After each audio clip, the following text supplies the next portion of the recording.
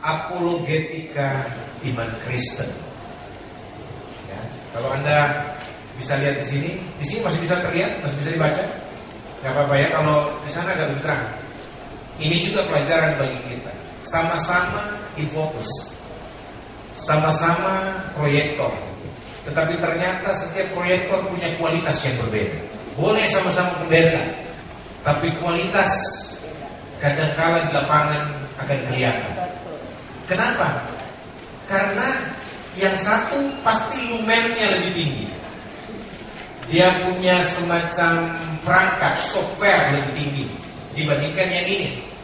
Dan itu sebabnya kalau kita mau lebih bersinar di lapangan, kita harus meningkatkan kualitas iman, kualitas rohani, keterampilan melayani, dan seterusnya. Setuju saudara? Ya. Dan kita selalu menginspirasi orang-orang Kristen, jangan puas dong, harus meningkat. Kami saja belajar terus, kita terus belajar, mengembangkan diri untuk itu. Karena ada status kekal kita. Apapun pangkat saudara, jabatan saudara, nama besar saudara, sehebat apapun, kita punya jabatan kekal yang sama. Apa itu? Murid. Bukankah kita semua ini murid Kristus? Amin. Kalau murid, tidak peduli umur, tidak peduli jabatan, tidak peduli dari manapun asalmu. Kalau kau pengikut Kristus tetap murid. Yang namanya murid berarti selalu terbuka untuk pembelajaran, apalagi untuk informasi-informasi yang baru, wawasan yang baru. Dan satu hal seperti yang saya sampaikan di radio sebelum saya lanjut mewakili semua pembicara, kalau ada hal yang berbeda yang kami sampaikan, jangan buru-buru marah. Halo? Ya. Kenapa? Karena toh kami tidak merampok dari Anda. Apa yang Anda punyai tetap milikmu. Kami cuma menambahkan wawasan. Kalau Anda mau pakai puji Tuhan, tidak mau pakai, toh tidak mengurangi apa yang ada pada Bapak Ibu kan? Betul ya? Ya. Karena ini bukan bertukar baju, saudara. Kalau kita bertukar baju, saya kehilangan baju walaupun saya dapat baju Anda. Tetapi kita bertukar ilmu, bertukar pikiran, bertukar pemahaman, pikiran kita tidak diambil. Tapi kita justru mendapat tambahan pikiran dari narasumber. Dan nanti ketika diskusi, Anda mengemukakan pertanyaan-pertanyaan yang bijak, kami juga akan ditambahkan. Kami juga akan belajar. Inilah yang disebut forum pembelajaran bersama. Bahkan tidak tertutup kemungkinan kalau ada jawaban yang ternyata lebih baik yang Anda miliki dan Tuhan mau pakai itu, Anda bisa sampaikan dengan cara yang santun dan bijak untuk juga menambah referensi para pembicara. Amin, saudara? Ya, oke. Saya langsung. Apologetika Kristen adalah upaya argumentatif secara sistematik dan konsisten. Untuk apa?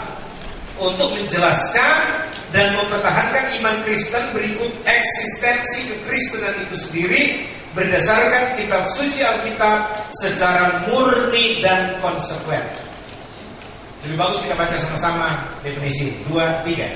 Apologetika Kristen adalah upaya argumentatif secara sistematik dan konsisten untuk menjelaskan dan mempertahankan iman Kristen berikut eksistensi kekristenan itu sendiri berdasarkan kitab suci Alkitab secara murni dan konsekuen.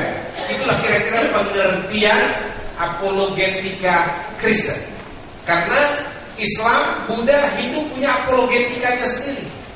Tentu kita bicara kalau apologetika masing-masing agama, dia berdasarkan kitab sucinya masing-masing. Kalau apologetika Kristen, tentu dasar pembelaannya adalah apa? Alkitab. Setuju saudara? Ya, jadi apologetika Kristen sekali lagi adalah upaya argumentatif. Jadi bukan upaya pegang leher baju orang, memaksakan ajaran itu, tidak. Upaya argumentatif. Kebenaran itu supaya orang bisa terima, argumentasikan. Sekalipun itu dapat perlawanan, tapi berusaha meyakinkan orang dengan cara yang bijak. Amin. Dengan cara yang cerdas dan kalau bisa sesabar-sabarnya. Walaupun kadang-kadang ada orang yang diterangkan bikin jengkel Ada yang suka ngetes, orang Medan bilang suka tre-tre. Ya, udah tahu tapi ngetes. Terus yang paling bikin sebel, dia sebenarnya terima, tapi sok nolak. Tapi begitu kita nggak ada, dia pakai konsep itu. Nah, ini yang tidak jujur. Orang Kristen harus belajar jujur. Amin, saudara. Nah, saya mau beritahu saudara-saudara, apa yang diperjuangkan dalam argumentasi ini. Kita harus menjelaskan sejelas-jelasnya, seterang-terangnya, apa itu iman Kristen yang biasa disalahpahami. Bagaimana ajaran Kristen yang sesungguhnya itu? Bagaimana Alkitab itu bisa dikatakan firman Tuhan? Bagaimana proses pewahyuannya? Apakah sama proses pengilhaman atau pewahyuan kitab suci Alkitab dengan kitab suci lain di luar Kristen?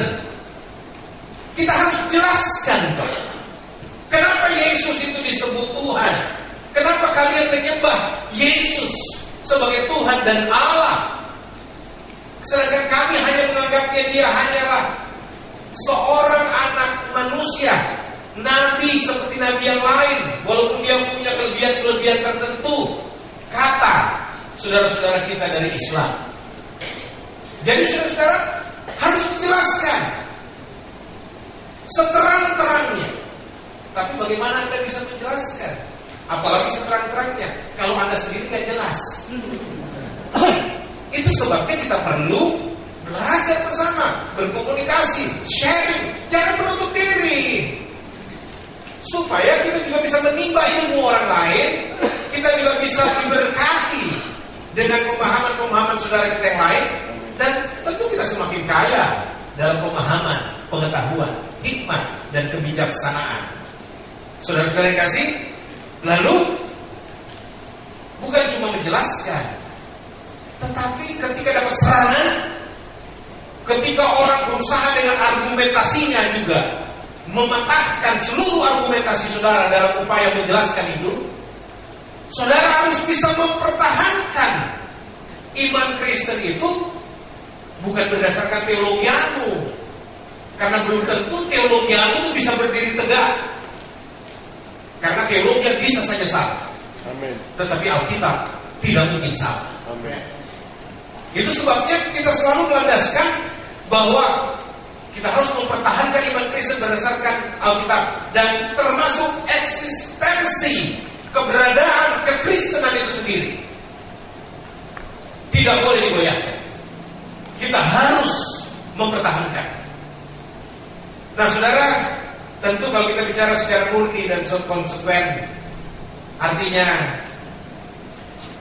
jangan dicampur dengan pemahaman pribadimu yang belum tentu sinkron dengan maksud Alkitab, yang belum tentu sesuai dengan maksud Alkitab itu sendiri. Itu sebabnya kita harus belajar menaklukkan segala pikiran di dalam Kristus, supaya biar hanya hikmat Tuhan yang nyata. Akan kelihatan loh Pak, kalau itu yang bekerja hikmat Tuhan, pewahyuan dari Allah, Anda tidak akan mungkin bisa dipatahkan. Karena apa? Kebenaran itu yang memerdekakan kita. Nah, slide berikutnya. Ada kurang lebih 7 ayat utama yang memuat kata apologia atau membela. Pertama ada di Kisah Rasul 22 ayat 1 dengan penggalan kalimatnya yang saya katakan pembelaan diri. Kalau Anda periksa itu ayat-ayat, tertulis ada kata pembelaan diri. Itu dalam bahasa Yunaninya apologia. Terus Kisah Rasul 25 ayat 16 membela diri. 1 Korintus 9 ayat 3, inilah pembelaanku. 2 Korintus 7 ayat 11, pembelaan diri. Filipi 1 ayat 7, membela dan meneguhkan. Filipi 1 ayat 16, membela Injil. 2 Timotius 4 ayat 16, pembelaanku. Nah ini semua menggunakan istilah apologia, diterjemahkan dalam bahasa Indonesia pembelaan.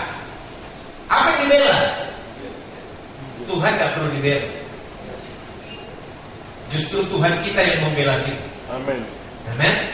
Tetapi ternyata Alkitab bilang Paulus dan rasul-rasul yang lain adalah pembela Injil yang luar biasa. Kenapa Injil harus dibela? Dalam pengertian apa? Harus kita menjelaskan kesalahpahaman orang terhadap Injil, terhadap Alkitab. Itu yang dimaksud membela. Karena apa? Ketika orang mencerca Alkitabmu, ketika orang menyalahpahami firman Allah yang merupakan anugerah mulia dalam kehidupan kita, dan Anda ada di situ, Anda tidak boleh diam apalagi mengaminkan kesalahan itu. Halo? Anda harus menjelaskan kepada orang itu. Salah paham bro. Tidak begitu maksud Alkitab. Alkitab berkata seperti itu. Begini. Contoh, isu para pemurtad Kristen ini yang sudah jadi mualaf, yang paling suka mereka katakan itu Alkitab, orang Kristen itu sudah tidak sempurna, dan orang Kristen semua pembohong, terutama pendeta-pendetanya yang selalu mengatakan bahwa Yesus itu Tuhan. Di mana di Alkitab ada yang mengatakan secara hurufiah bahwa Yesus sendiri berkata Dia Tuhan? Kalau ada 10 juta dalam pertanyaan ini, saya bilang, kalau saya jawab, saya buktikan, jangankan secara dalil hurufiah, itu ada di Alkitab. Ya. Siapa yang nggak tahu sampai hari ini bahwa Yesus akan bicara dari mulutnya sendiri bahwa Dia Tuhan? Ada? Yang nggak tahu sama sekali bahwa ada itu?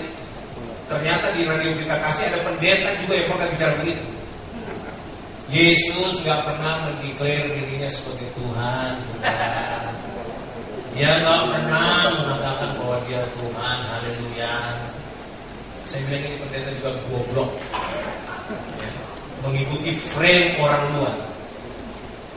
Di Yohanes 13 itu jelas, kalau aku adalah guru dan Tuhanmu, dan memang katamu itu benar bahwa akulah Tuhan dan gurumu. Kalau aku yang adalah Tuhan dan gurumu membasuh kakimu, maka engkau juga wajib membasuh kaki saudara. Amin. Itu dari mulutnya sendiri. Saya mau tanya, kalau Yesus sudah bilang memang katamu itu tepat bahwa akulah Tuhan, saya mau tanya, apakah tidak keluar dari mulut Yesus sendiri? Masa orang katanya pernah sekolah teologi, doktor teologi lagi nggak pernah baca Alkitab seperti ini. Orang sekolah STT di samping neraka aja nggak begini pertanyaannya, apalagi yang di samping surga. Amin. Amin atau aman? Oke. Nah, itu salah satu. Jadi yang maksud pembela Injil itu bukan kita lebih cerdas dari Injil, bukan kita lebih hebat sampai Injil butuh pembela, tidak. Tapi engkau dipakai Tuhan untuk menyatakan kebenaran. Amin. Firman Tuhan itu. Ya. Kita semua bertanggung jawab untuk itu. Bahkan pelurusan-pelurusan ketika kekristenan disalahpahami. Contohnya, saya pernah satu kali ada saudara tetangga kami yang agak ekstrim. Asal kami lewat berdua, dia berteriak begini, singus Yahudi lewat, Yahudi. Pertama kami pikir dia ngomong sama siapa, atau ini orang agak sakit barangkali. Tapi lama-kelamaan kami sadar yang dibilangin begitu asal lewat, kami berdua Yahudi. Dan dia enggak, waduh, satu kali dia bilang antek-antek Amerika. Karena dia tahu Kristen, apalagi kita pendeta. Oh, satu waktu kita datang bawa kue. Orang Kristen kalau datang ke rumah tetangga bawa kue. Kita ngobrol, pertama mukanya masuk, istrinya yang terima baik, terus dia ada ngobrol. Terus kita jelaskan, bro, orang Kristen itu bukan orang Yahudi. Beda banget. Orang Yahudi menjadikan Yesus, orang Kristen yang menerima Yesus. Orang Yahudi yang membunuh Yesus, memakukan dia disalib. Orang Kristen yang menerima Yesus sebagai Tuhan dan Juru Selamatnya. Amin. Dan saya mau kasih tahu, orang Kristen di Indonesia, ya orang Indonesia, bukan orang Amerika. Orang Amerika ada yang Kristen, ada juga yang Islam. Termasuk orang Arab. Ada yang Islam, ada yang Kristen. Amen.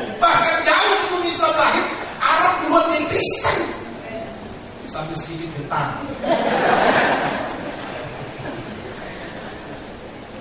Artinya kita harus beritahu.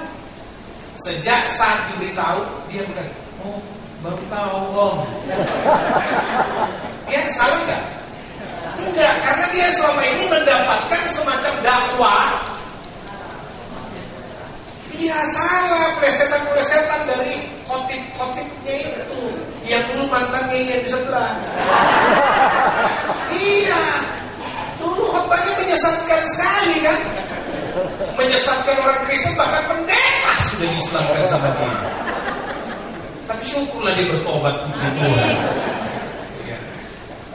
Harus dijelaskan, harus dikasih tahu. Amin, saudara. Amin. Ya, oke, kita lihat slide berikutnya. Kemudian ada 10 ayat lainnya yang ada kata apologia, kata pembelaan, membela diri, tapi ini sebenarnya dalam bentuk kata kerja.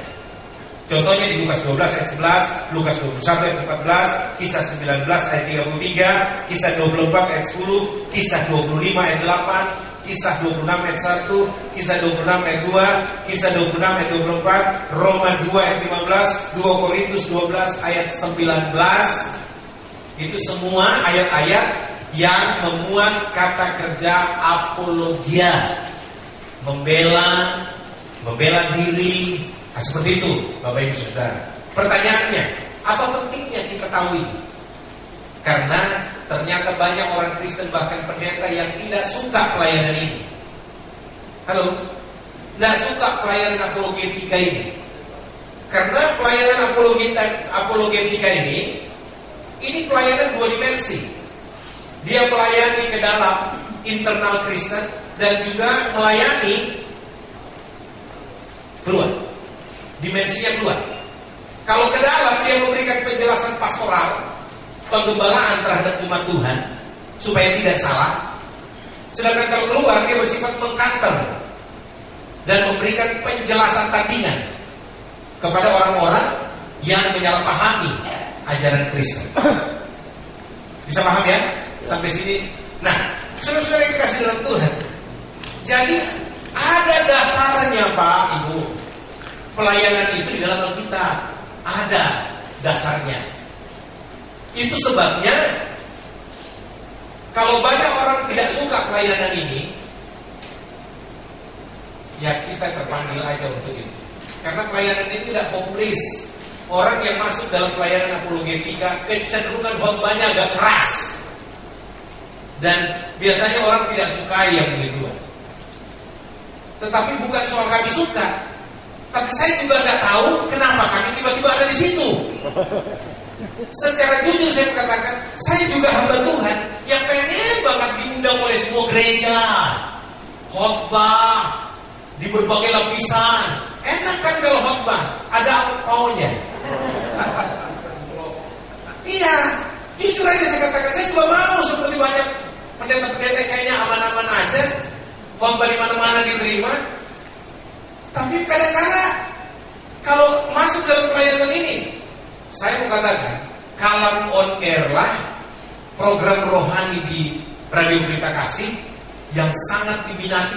Bahkan sebagian besar ketua-ketua sinode itu menjadi pendengar. Pejabat-pejabat Kristen, pemerintah itu mendengar. Karena dari BIN saja, dari Pusdianstra itu mengatakan mereka monitor seluruh kegiatan Lemhanas dan sebagainya, monitor. Dan saya mau kasih tahu, walaupun kita cenderung dibilang agak keras tegas, tapi sampai saat ini belum ada yang bisa menyalahkan kita. Ada satu ayat khusus yang bukan kata pembelaan dalam bahasa Indonesia atau membela dalam terjemahan bahasa Indonesia di Alkitab, tetapi tetap dengan kata apologia dalam bahasa Yunaninya. Tapi dalam bahasa Indonesianya bukan kata pembelaan atau membela, tapi justru memberi pertanggungan jawab. Di 1 Petrus 3 ayat 15. 1 Petrus 3 ayat 15 itu kalau Anda lihat di situ, saudara-saudara, ada di kertas saudara kan? Ya. Tetapi kuduskanlah Kristus di dalam hatimu sebagai Tuhan Dan siap sedialah pada segala waktu untuk memberi pertanggungan jawab. Ini dalam bahasa Yunani satu kalimat ini, memberi pertanggungan jawab adalah apologia. Jadi ternyata, saudara-saudara yang kekasih, kalau kita bicara apologetika, apologia, pembelaan iman Kristen, pembelaan kekristenan secara universal, itu sebenarnya intinya bicara tanggung jawab. Amin. Kenapa Anda menjadikan Yesus Tuhan? Kenapa Anda mengaminkan Yesus itu adalah Allah yang datang sebagai manusia? Itu bukan tanggung jawab pendeta saja yang menjelaskan itu. Itu tanggung jawab semua orang Kristen. Harus bisa menjelaskan itu. Amin? Amin. Nah, itu tadi 1 Petrus 3:15 adalah dasar apologetika Kristen. Tapi ada pelengkapnya. Kalau kita bicara tentang pelengkapnya, supaya apologia ini berhasil, pelayanan ini berhasil, kan saya lanjutkan 1 Petrus 3:15, kita baca sama-sama, lihat. Ya. Tetapi kuduskanlah Kristus di dalam hatimu sebagai apa? Tuhan. Tuhan. Bukan sekedar anak Tuhan, bukan sekedar anak Allah, tapi sebagai Tuhan. Ini yang ditentang banget oleh teologi Islam. Dan siap sedialah pada segala waktu untuk memberi pertanggungan jawab, apologia. Atas apa? Atas pengakuan imanmu yang di atas itu, yang kau telah menguduskan Kristus sebagai Tuhan dalam hatimu. Itu harus diberi pertanggungjawaban. Karena apa? Anda tidak bisa serta-merta mengatakan, ya saya percaya Yesus sebagai Tuhan, aku percaya dalam hatiku, lalu kemudian Anda bebas. Tidak, Anda diserang, Anda diserbu. Kenapa kok bisa bilang begitu?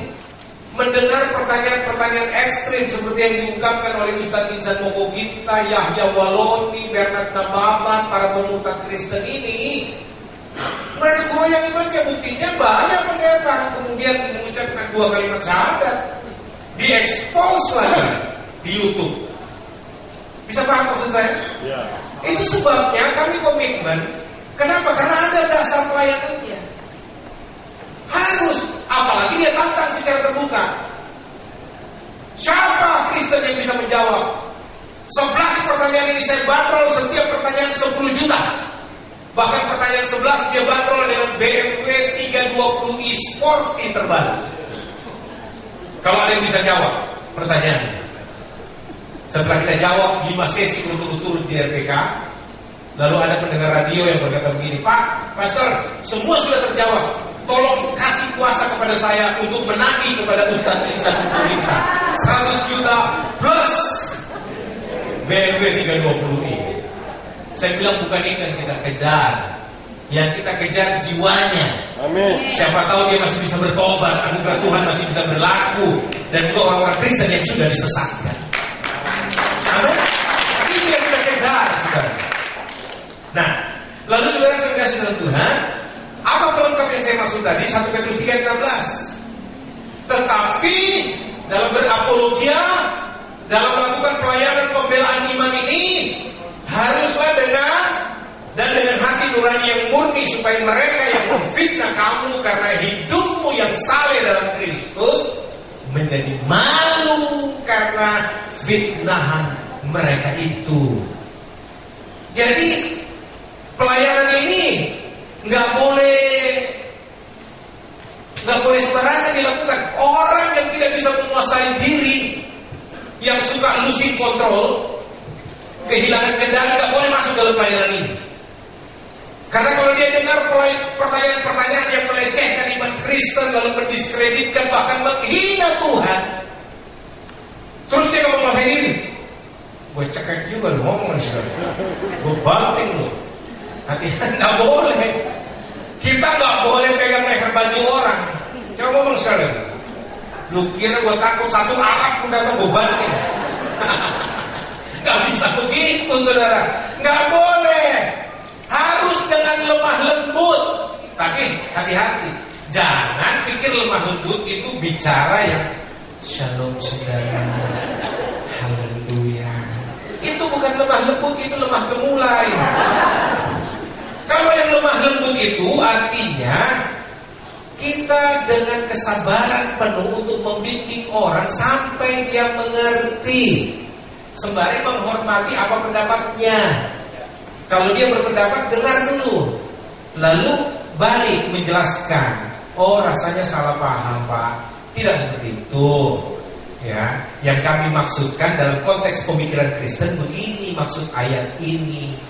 Misalkan ada yang bertanya, Pak, yang kita kan sudah menubuatkan tentang kedatangan Muhammad setelah Yesus. Dalam Yohanes 14 ayat 26 misalkan salah satu contoh, bahwa dia akan mengutus seorang yang lain. Saya bilang, Pak, itu ayat dibaca keseluruhan. Jangan seorang yang lain, titik. Ayat Alkitab belum titik. Karena di situ ada yaitu roh penghibur, roh kebenaran. Tidak ada di situ sambungannya seorang yang lain yaitu Muhammad SAW. Tidak ada. Ini dalam dialog kami. Ngerti nggak Pak Ibu? Kita jelaskan. Oh, itu sudah dipalsukan. Katanya pula lagi. Saya tidak usah marah. Balik lagi bertanya. Answer question with question. Jawablah pertanyaan dengan pertanyaan. Amen. Yesus ajar begitu loh. Yesus kalau menjawab orang yang bertanya kepadanya, kadang-kadang dia balik bertanya. Misalkan seorang muda yang bertanya begini, Guru yang baik, perbuatan baik apakah yang harus kuperbuat supaya aku memperoleh hidup yang kekal? Bagaimana Yesus menjawab? Kamu harus ini, harus ini, harus ini. Tidak. Dia balik bertanya, apakah sebabnya engkau berkata aku baik? Untuk konfirmasi dulu. Ini orang tahu gak bertanya? Atau dia mengerti gak apa yang dia tanya? Kadang-kadang ada orang bertanya, tapi dia gak ngerti apa yang dia tanyakan. Itu perlunya kita bertanya balik. Ini yang dibilang menjawab pertanyaan dengan pertanyaan. Nah di kalam itu diajar seperti itu Pak. Di teologi lain gak diajar. Promosi dia. Nah saudara yang dikasih, kalau saya sampaikan hal ini untuk membuat kita jadi minat. Terus terang saya punya tujuan mengantarkan ini untuk mencari orang-orang yang terpanggil juga dalam pelayanan apologetika. Karena masih sangat sedikit orang Pak yang mau tampil membela iman Kristen, yang hari-hari ini sangat banyak diserang, dipojokkan, bahkan dilecehkan. Tidak ada orang yang mau tampil. Kenapa? Semua cari aman. Semua punya pelayanan yang namanya zona aman. Ku ingin tetap di sini menikmati baik-Mu. Janganlah mengutus aku, apalagi seperti Saifuddin dan Joshua Tewu. Kenapa? Karena pelayanan nanti berbahaya. Saudara-saudara yang kasih, saya nggak tahu kenapa nama saya juga Joshua Tewu. Waktu baptis itu aduh, nama panglima perang lagi, tukang perang memang jadinya. Ya. Anda ingat jinglenya kalau modern? Kalau sudah dengar itu kan, genderang perang dibunyikan. Kenapa? Karena memang kita hidup dalam peperangan rohani, saudara. Amin. Anda tidak bisa bilang saya nggak mau ikut berperang. Begitu Anda percaya Yesus, Anda sudah ada di medan tempur. Yes. Suka tidak suka, semua anak panah setan juga turut membidik Anda. Siap atau tidak siap. Makanya kalau belum siap jangan jadi Kristen. Kalau sudah siap, baru putuskan, aku buka hati untuk engkau Yesus. Aku menerimamu sebagai Tuhan dan Juru Selamatku secara pribadi. Apapun konsekuensinya Tuhan, aku siap bukan saja mati untukmu, tetapi aku berani hidup untukmu. Sekali dan untuk selamanya, aku tidak akan pernah menyesali keputusanku untuk menerima engkau sebagai Tuhan dan Juru Selamat tunggal dalam kehidupanku. Amin. Itu baru Anda katakan amin. Kalau belum yakin, koma dulu. Jangan amin dulu aja. Nah, saudara yang kasih itu, oke. Jadi hati nurani yang murni harus dijaga. Maaf, akhir-akhir ini banyak teman-teman pelayanan motivasinya sudah mulai tercemar. Jadi tidak lagi murni, kadangkala berburu yang namanya popularitas. Makanya saya juga kalau ketemu teman-teman yang dari sebelah, dari rekan-rekan mantan ustaz atau bertobat dan sebagainya, saya suka sharing sama beliau-beliau bahwa jadi Kristen itu bro tidak semudah yang kita bayangkan. Harga nyawa yang Anda harus pertaruhkan, tapi bukan cuma itu. Karena apa? Mungkin Anda berani untuk melawan semua penentang saudara. Tidak diragukan, keberanian mereka luar biasa. Ya, tetapi tidak sedikit orang yang kuat menahan godaan hati. Karena di Kristen ini begitu orang pindah dari Bani Kedar atau dari Bayot, dari Bani Ismail jadi Kristen, apalagi dia punya panggilan melayani Tuhan, langsung top. Karena SCTV langsung populer. Dan kalau ini tidak dijaga dengan hati nurani yang murni, tumbang lagi. Halo, pernah ingat Ratu Airport? Di mana dia sekarang? Siapa lagi? Bahkan pernah yang pernah menjadi Amirul Hajj, salah satu mantan menteri kita, Sudomo, tumbang lagi. Halo, belum lagi artis-artis yang lain populer menyeberang. Jaga hati itu penting. Tapi syukurlah banyak teman-teman yang betul-betul bertobat. Dan saya yakin kalau unsur penyusupan barangkali mereka mau menyusup masuk ke Kristen agak kecil, tapi kita juga gak takut disusupi. Karena apa? Kuasa Roh Kudus jauh lebih besar dari roh penyusup. Amin. Amin. Makanya kita andalkan kekuatan firman. Nah, tentara itu penyusup kalau dia tidak mau gabung dengan hamba-hamba Tuhan lain. Dia tidak mau bersekutu, dia tidak mau dengar pengajaran yang lain juga. Dia mau main sendiri. Nah, itu dicurigai kalau ada orang yang nyebrang lalu katanya jadi hamba Tuhan. Apalagi dia bilang begini, saya bertobat bukan karena mendengar Injil dari seorang hamba Tuhan, tapi malaikat Tuhan sendiri yang datang menginjili saya. La ilaha illallah.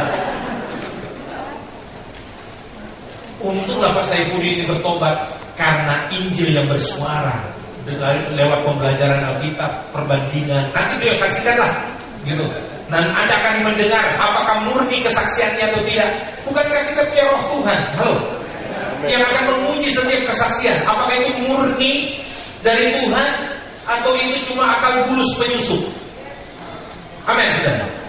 Itu sebabnya saya percaya bahwa kita yang ada di sini adalah orang-orang pilihan Tuhan yang Tuhan mau pakai untuk menjaga kekristenan di generasi kita ini. Amen. Supaya mereka tetap berada di atas koridor yang benar, di atas dasar kebenaran firman Tuhan, yaitu Alkitab. Amin, saudara. Nah, 3 dimensi pelayanan apologetika Kristen. Mendampingi kekristenan. 1, mendampingi kekristenan artinya memberi edukasi pastoral, penggembalaan yang alkitabiah tentunya kepada orang Kristen. Makanya kenapa pelayanan di Kalem ini kita tidak cover dengan gereja, bendera gereja, dengan yayasan, karena menjaga oikumenisitasnya dan penyatuan tubuh Kristus secara universal. Karena saudara-saudara, kalau kita bawa bendera gereja, belum tentu anggota gereja lain bersetuju dengan gereja ini. Itu sebabnya kita komitmen bahwa hanya Alkitab yang kita suguhkan sebagai materi pertama dan terutama dan yang selama-lamanya. Tidak ada referensi untuk Anda belajar buku teologi yang tertentu dari gereja tertentu. Tidak. Di dalam perjuangan kami hanya Alkitab satu-satunya buku pegangan. Tidak ada yang lain. Nah, saudara yang kasih, mengawal dan menjaga kekristenan itu juga merupakan dimensi pelayanan apologetika itu. Bagaimana caranya mengawal atau menjaga kekristenan itu? Lewat seminar doktrinal. Tahu kan maksudnya seminar doktrinal seperti ini? Dan evangelisasi metodik. Evangelisasi metodik artinya penginjilan yang bermetode.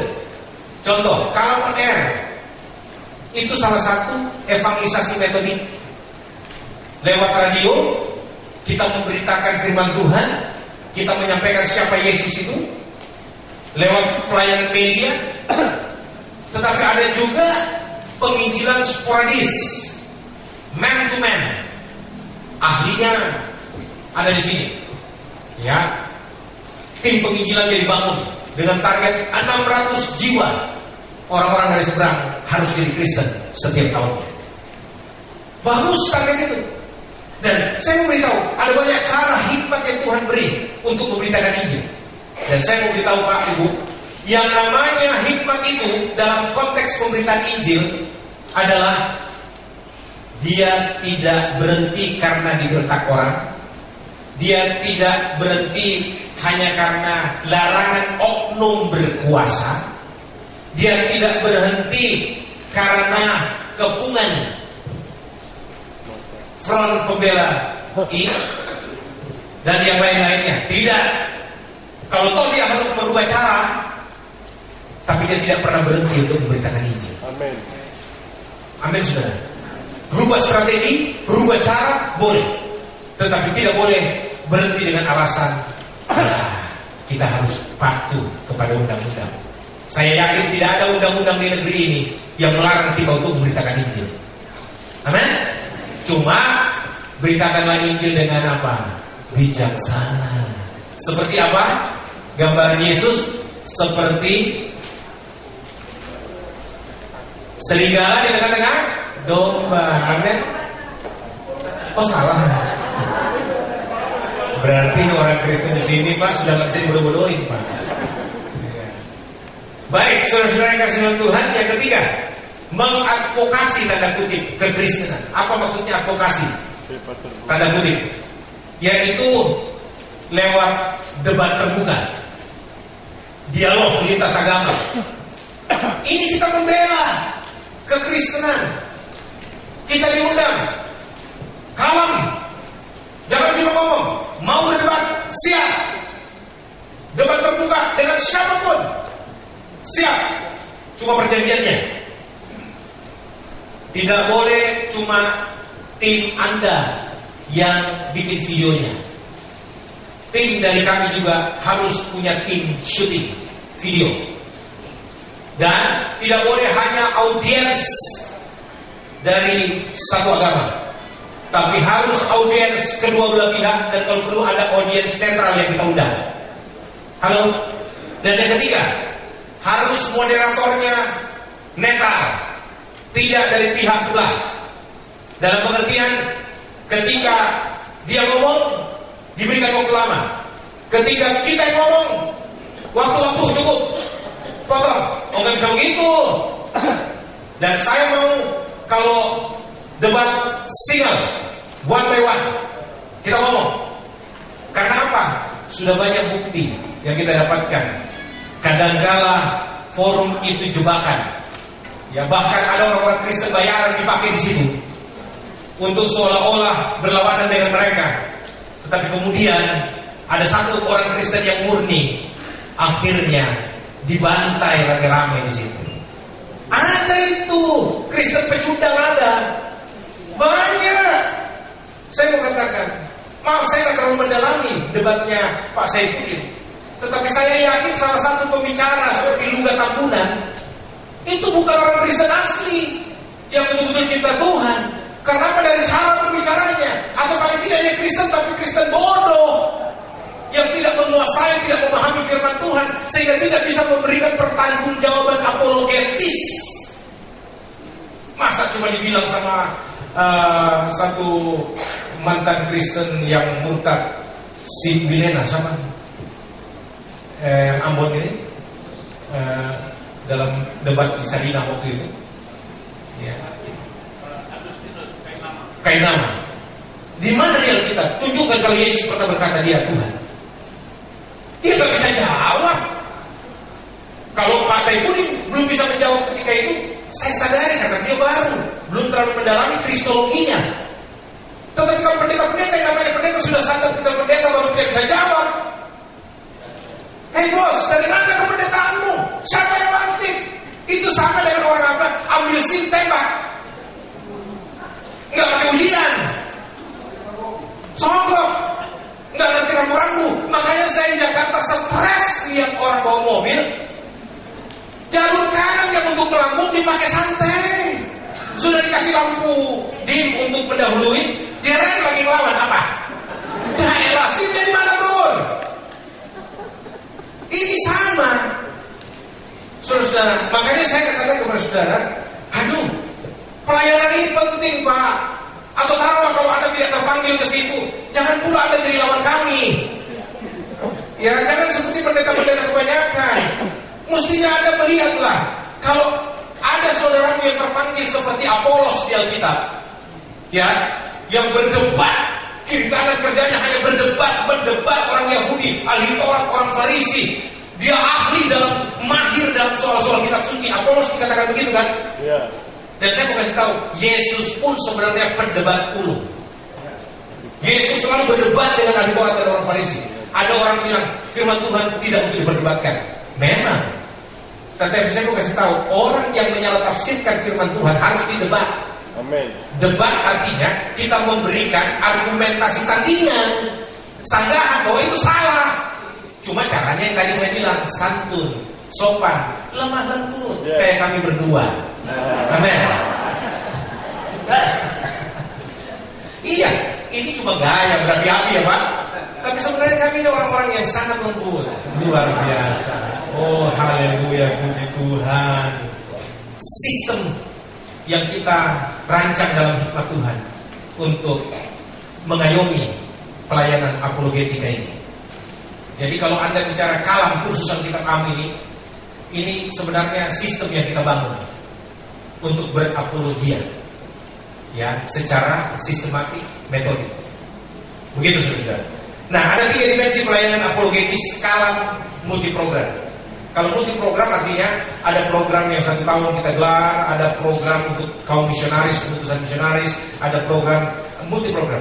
Ada program radio, ada program belajar Alkitab di rumah-rumah, ya, kursus Alkitab secara grup dan seterusnya. Ada multiprogram. Nah, kalam multiprogram 3 dimensinya. 1, kalam family, apa itu? Yaitu pastoral edukatif, Bible study di rumah-rumah. Terus yang kedua, kalam pro 1, program 1 tahun.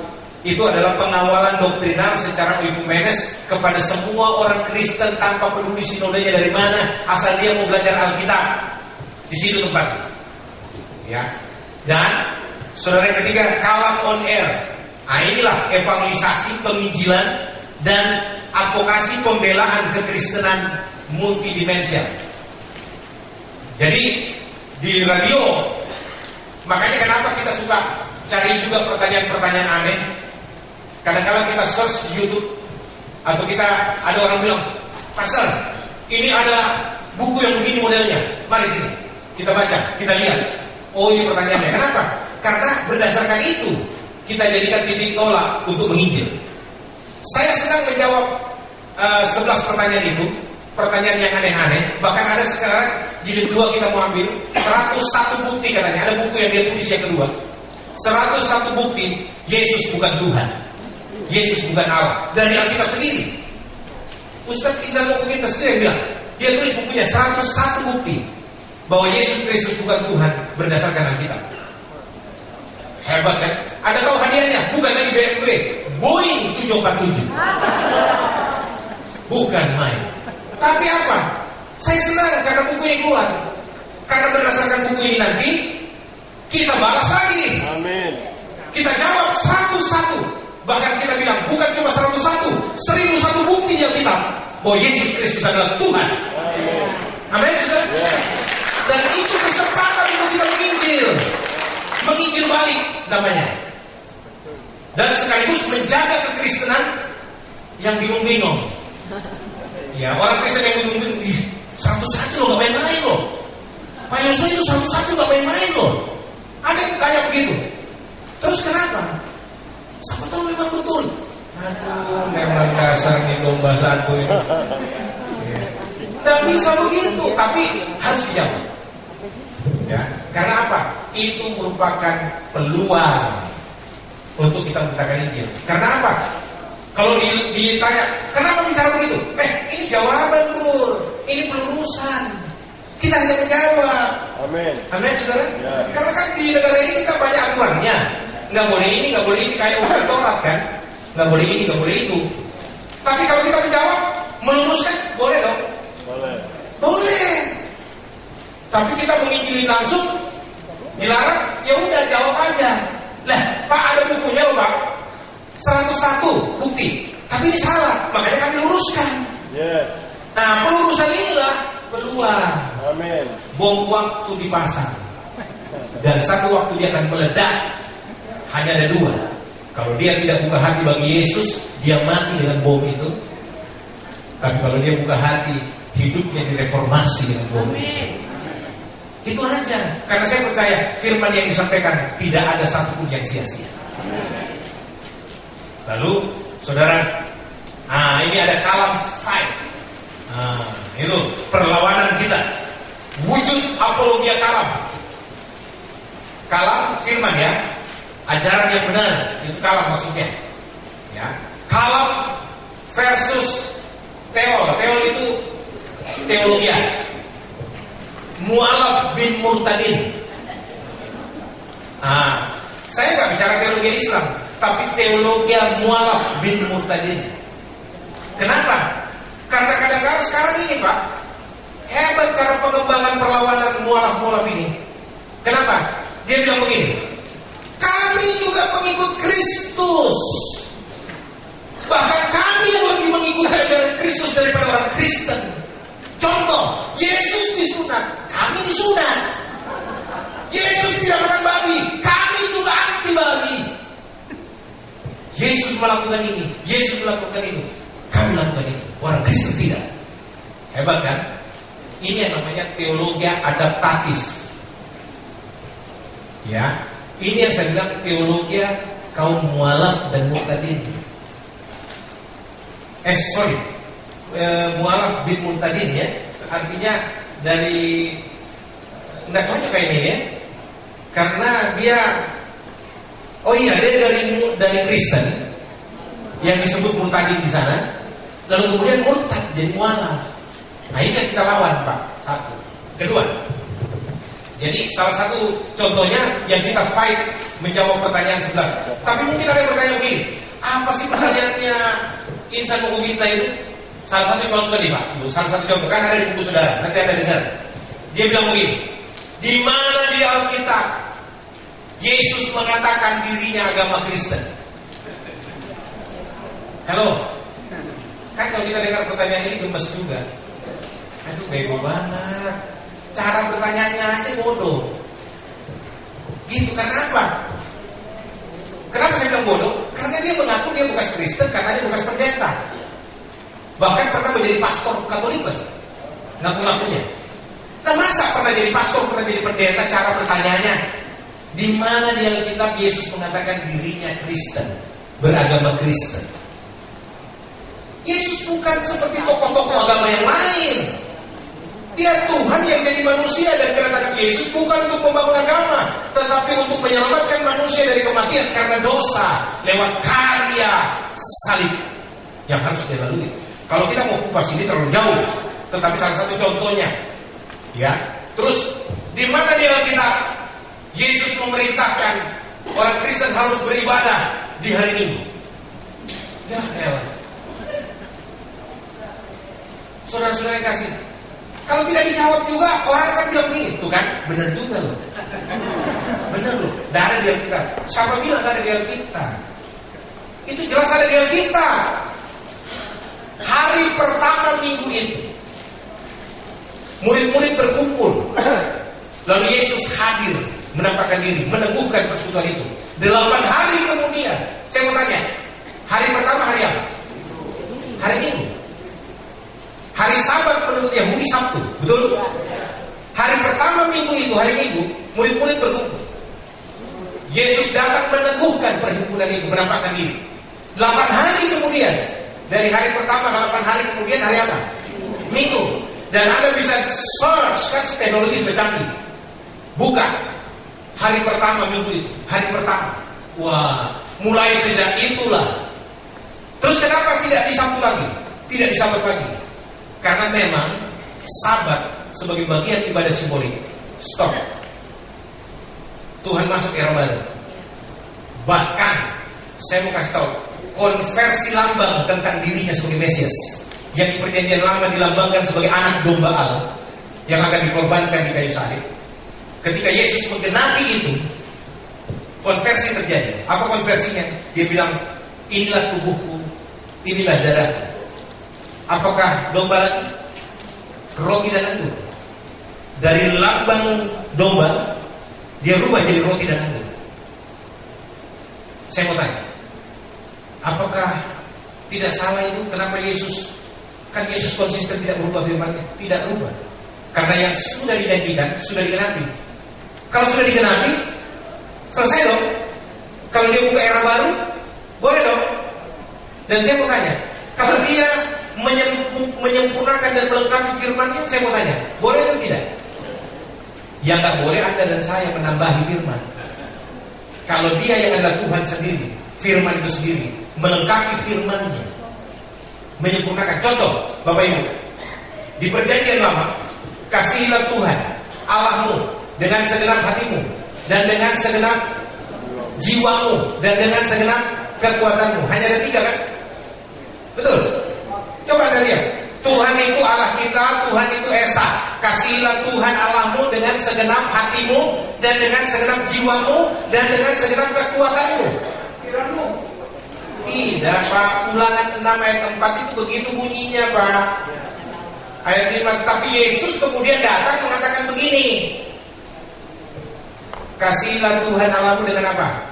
Segenap hatimu, dan dengan segenap jiwamu. Dia tambah 1, dan dengan segenap akal budimu, dan dengan segenap kekuatanmu. Coba compare ayat ini. Ini orang juga teologi sebelah menyerang ini. Kenapa di perjanjian lama cuma mengasihi Tuhan dengan segenap hati, segenap jiwa, dan segenap kekuatanmu, tapi perjanjian baru ada akal budi? Yang mana yang benar?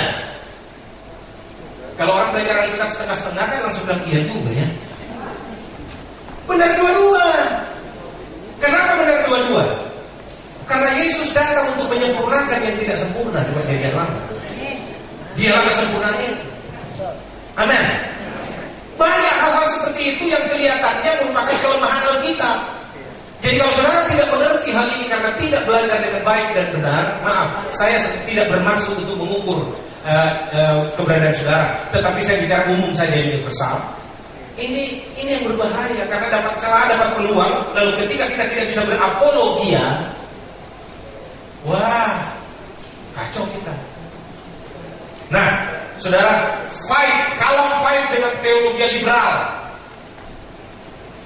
Apa teologi liberal? Panjang nanti kalau kita bicarakan. Anda tahulah rata-rata. Teologi liberal itu mengatakan Alkitab itu memang firman Tuhan, tapi tidak sepenuhnya firman Allah. Ada firman setan, ada firman manusia, ada firman wanita pelacur, ada firman orang fasik, ada perkataan-perkataan ini. Ya sebagiannya firman Tuhan. Dan Alkitab itu ya merupakan buku pedoman, tetapi Tuhan juga bisa bicara melalui mimpi, pohon, bisa bicara dengan binatang, bisa bicara dengan apa saja. Liberalisme berpikir inilah yang kemudian dia pakai untuk mengukur Alkitab. Saya mau tanya, bahaya nggak pemikiran seperti ini? Terus teologi yang pluralisme kita lawan, fight. Karena teologi ini berkata begini, semua agama sama aja. Kalau saya pakai gaya bahasa dari bangsa istri saya, sama aja kayak itu, cara-caranya aja beda, tujuannya satunya itu. Baru kadang-kadang kalau orang dari bangsa istri saya ngomong, sok pastinya tinggi banget, padahal salah. Tapi tidak semua seperti itu, karena banyak juga saudara-saudara saya, lain-lain saya, hula-hula nani, raja nani, akhirnya hebat terus deh, argumentasinya mantap, ya kan? Tetapi tidak sedikit yang sok pasti, sama aja itu teu.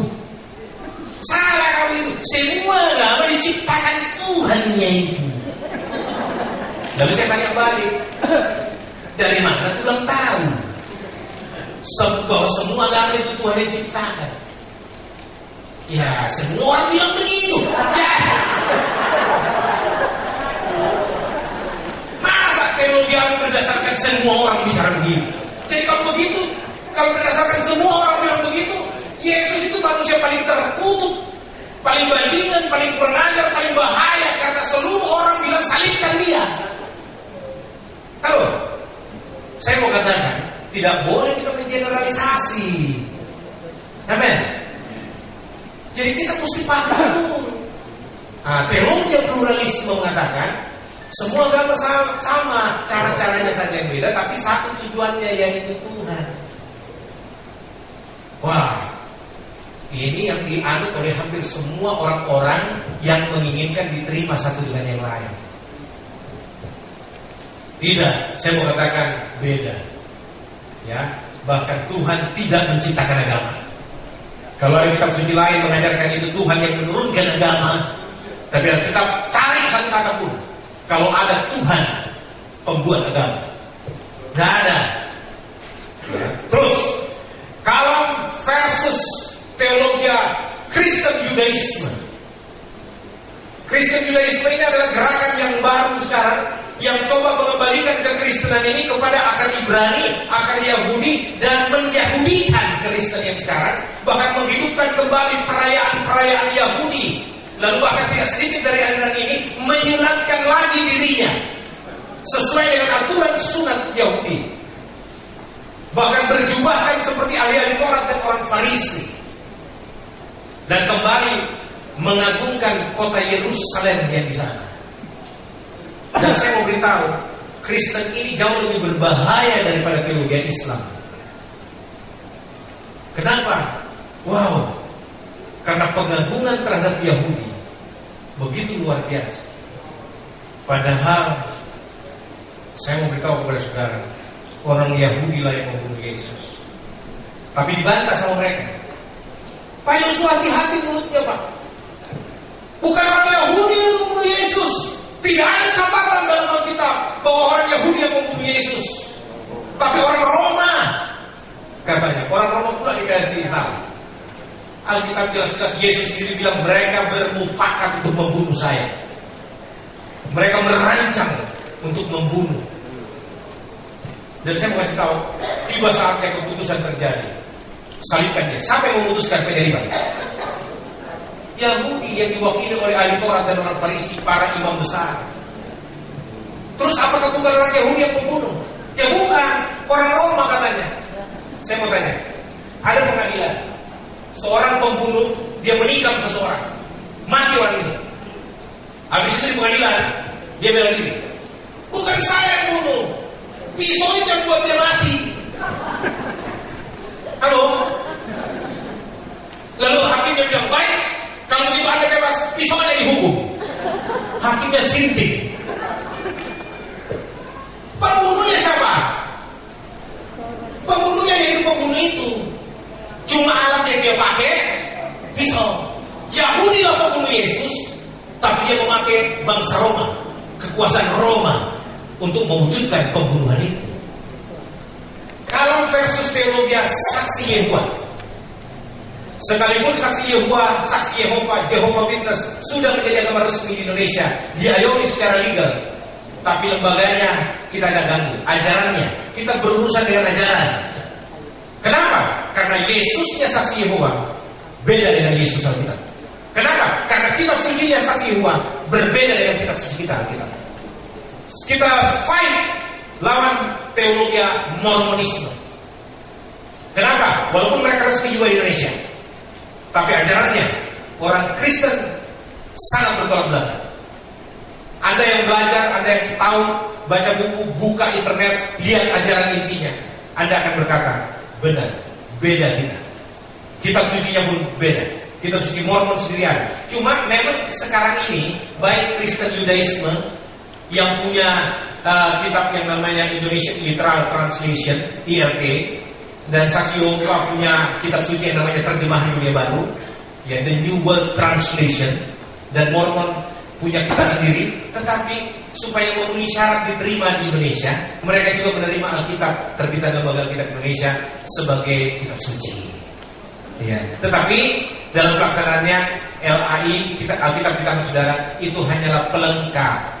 Kalau sesuai dengan ajaran mereka, kitab suci mereka dikutip. Kalau tidak sesuai, ini salah terjemahan, ini tidak benar, ini kayaknya sudah dirubah, ini tidak asli dan seterusnya. Kita fight dengan apa? Teologi akar Ibrani yang coba mengembalikan kata Yahweh yang sebenarnya tidak ada, ya, dan membuang kata Allah dari Alkitab yang diklaimnya itu punyanya orang Islam.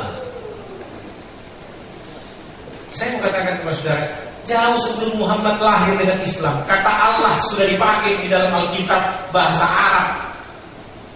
Saya mau tanya, siapa yang duluan pakai kata Allah? Muhammad atau orang Kristen Arab?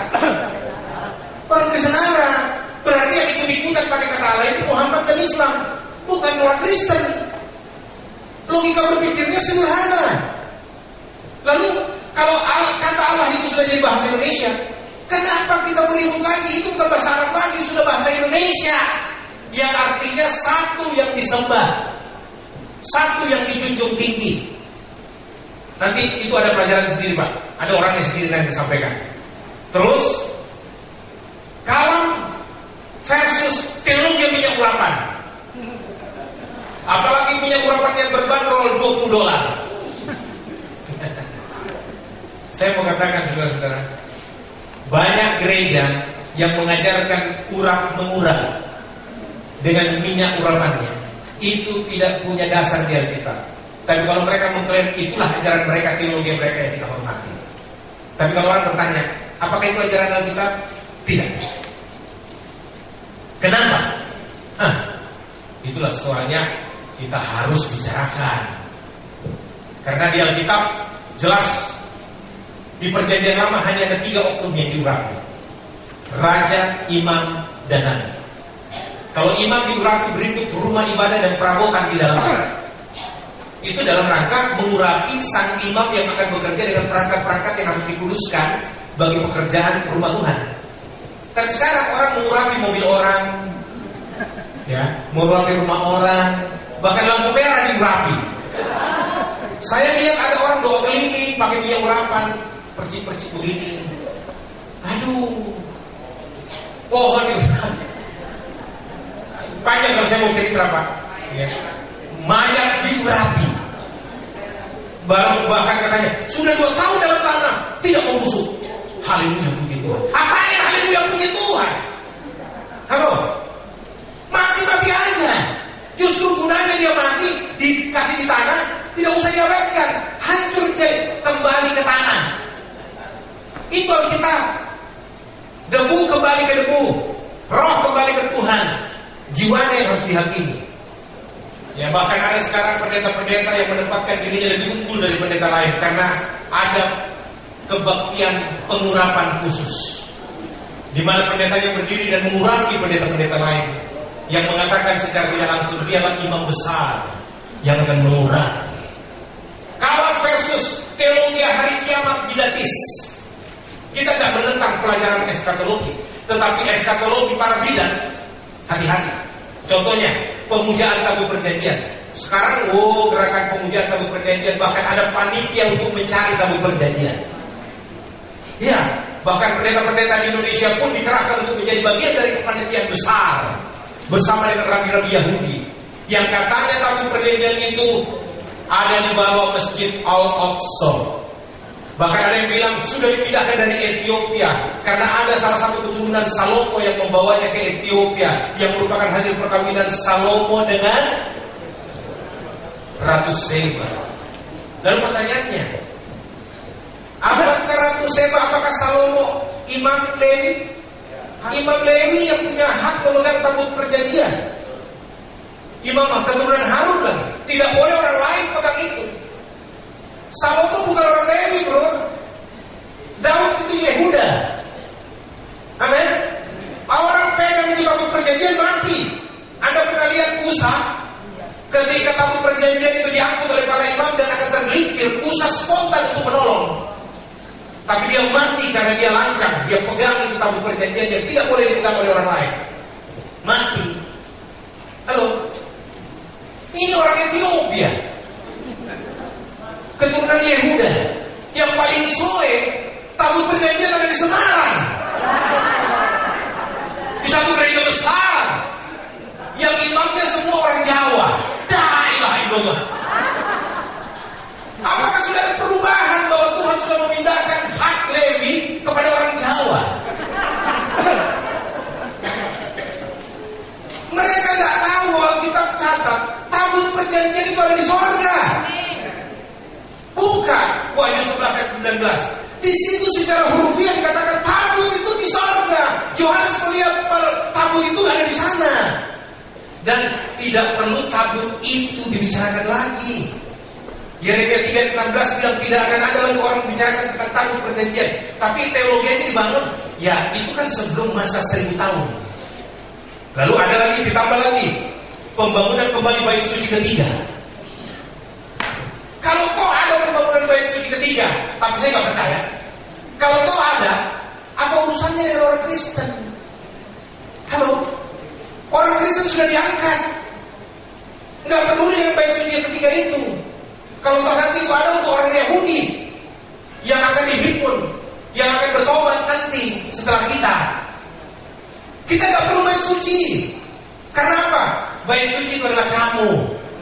Anda dan saya adalah bait suci. Yesus bilang rombak bait suci ini. Robohkan maksudnya. Dalam 3 hari aku membangunnya. Dia menunjuk pada dirinya sendiri. Tapi kenapa lagi ada orang Kristen pakai gila-gilaan jadi panitia pembangunan, persiapan pembangunan bait suci yang ketiga? Bahkan katanya letak bait suci itu akan berpas di sampingnya the Dome of Rock atau Masjid Al-Aqsa di Yerusalem. Sudah diukur tanahnya, dananya sudah siap katanya. Tahu banget ya dananya sudah siap. Bahkan untuk melegalkan itu katanya, karena tabut perjanjian sudah ada disimpan di satu lorong tertentu di bawah tanah. Hebat penelitiannya. Lalu dikatakan lagi, yang tinggal sekarang darah lembu merah. Darah lembu merah. Saya mau kasih tahu, di ayat berapa yang gue terbahas malam itu? Tidak peduli ternakmu. Amos, kitab Amos 5 itu. Aku benci kepada nyanyian-nyanyianmu. Aku benci kepada perayaan ibadah Israel jahat. Apakah 40 tahun di padang gurun mereka mempersembahkan korban? Tidak, tapi Tuhan menyertai dengan tanda-tanda ajaib, bukan? Jadi bukan itu persoalannya. Lalu pengkultusan kota Yerusalem. Makanya sekarang banyak berkembang travel tour Yerusalem. Saya nggak menyalahkan travel ini karena memang cari duit harus. Tetapi yang saya salahkan pendeta-pendeta yang mengarahkan orang, memprovokasi orang dengan image bahwa kalau engkau ke Yerusalem, kau akan lebih diberkati. Kenapa? Karena itu tanah suci, tanah perjanjian. Bahkan ada yang bawa pulang tanahnya di gelas, taruh di rumah. Aduh, belum lagi pemberkatan nikah ulang di sana, di Kana. Pemberkatan kita jauh lebih mulia nanti kalau diberkati di Kana. Padahal Yesus tidak pernah memberkati pernikahan di Kana. Yesus cuma hadir di situ karena ibunya minta dia hadir. Bahasa orang Batak, jadi para khobas dia di sana. Bukan memberkati pernikahan. Tapi pengembangan teologi sekarang, wah kalau engkau punya nikah lagi ke Yerusalem suami istri, diberkati pernikahan di sana, jauh lebih diberkati. Oke, Anda diberkati sana. Tapi habis itu, jangan kemana-mana, isi persembahan kasih. Belum lagi baptis pulang di Sungai Yordan, baptis di Sungai Yordan, keluar di Sungai Nil. Aduh, pengkultusan Yerusalem begini, seolah-olah dengan kita pergi Yerusalem kita lebih diberkati dan bisa selamat. Ini bukan Makkah, tanah haji. Halo, bisa paham saudara? Anda tidak ke Yerusalem pun kalau mati dalam Yesus pasti selamat. Anda tinggal di Yerusalem pun kalau tidak percaya Yesus pasti mampus. Amin. Ada orang bilang, Pak, jangan pakai kata mampus kasar kali. Tidak, itu mampus artinya mati konyol, mati dalam kebodohan. Karena sudah dikasih tahu kebenaran menolak. Siapa lagi yang mau menyelamatkan dia? Ya mampuslah. Saudara yang kasih, karena keselamatan itu hanya ada dalam Yesus. Di luar Yesus tidak ada keselamatan. Aduh, belum lagi teologi yang menampakkan Yesus. Aduh, keramat 5 pernah diserbu, orang mau lihat Yesus hadir di sana. Aduh, ngaco aja. Alkitab bilang, Yesus sendiri bilang, karena kamu sudah melihat saya. Ketika Thomas melihat Yesus pasca kebangkitan dari orang mati, Yesus menampakkan diri. Lalu Thomas sujud menyembah dan membuat pengakuan imannya. Ini yang dikenal dengan sebagai high confession in the Bible, pengakuan iman tertinggi. Karena Thomas lah yang mengaku secara hurufiah dalam mulutnya, membuat penyembahan. You are my Lord, you are my God, you are my Yahweh, you are my Elohim. Engkaulah Tuhanku, engkaulah Allahku. Dia sujud menyembah.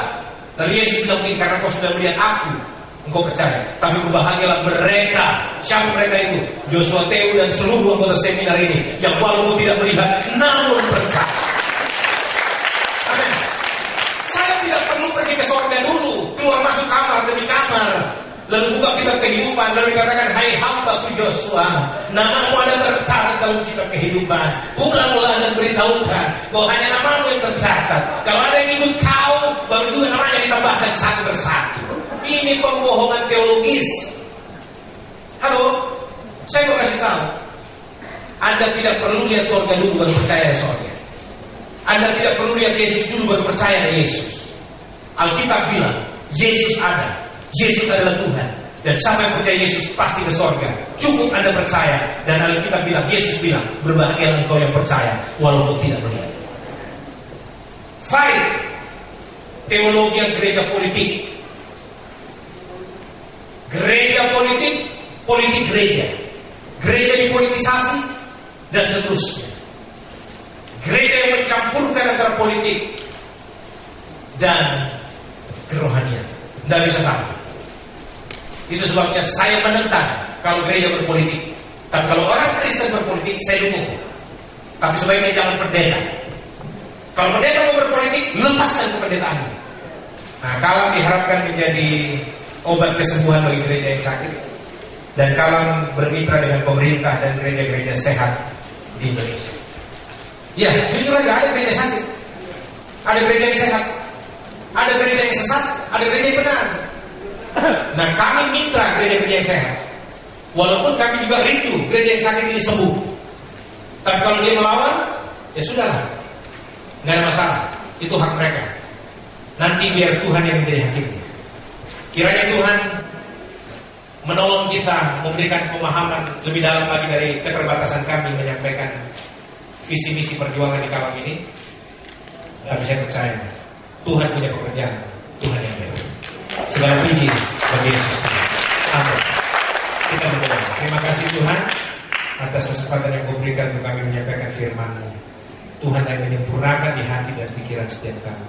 Dalam nama Yesus kami berdoa dan menyambutnya dengan sukacita. Haleluya. Amin.